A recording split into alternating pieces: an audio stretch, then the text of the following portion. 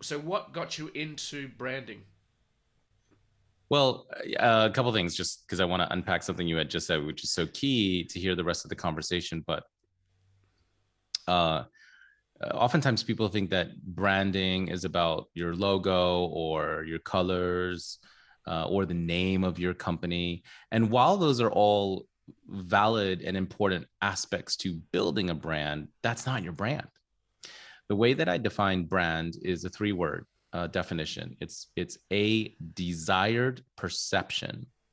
And so if brand is a desired perception, branding is the process of creating, shaping, and influencing the desired perception that you want in front of your target audiences or customers. And so from that premise, as an entrepreneur or small business or even a mid-sized company, why wouldn't you want to create the right perception to attract your ideal customers and maybe even repel your not so ideal customers?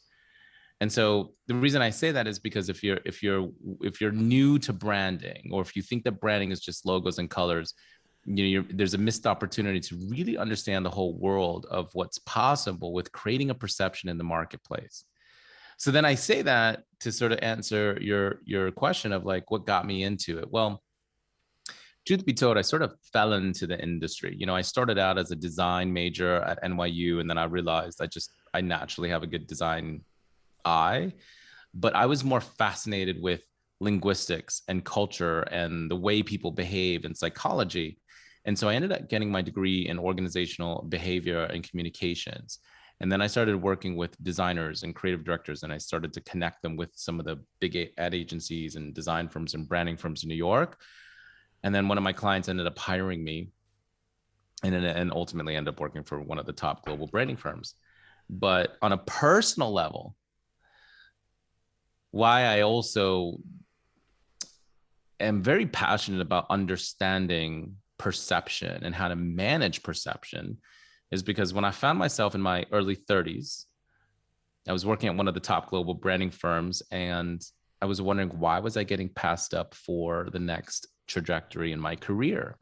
And the global human resources director says that I didn't have enough gray hair, meaning I didn't look old enough. So the perception that I had at the time as a young 30-something-year-old wasn't was going to sort of prohibit me from accelerating in that career in the branding industry. So it was a bit crazy. And so in that moment, I realized, how people perceive you can alter the trajectory of your career. And in the context of businesses, it can alter the trajectory of people saying yes or no to your products and services.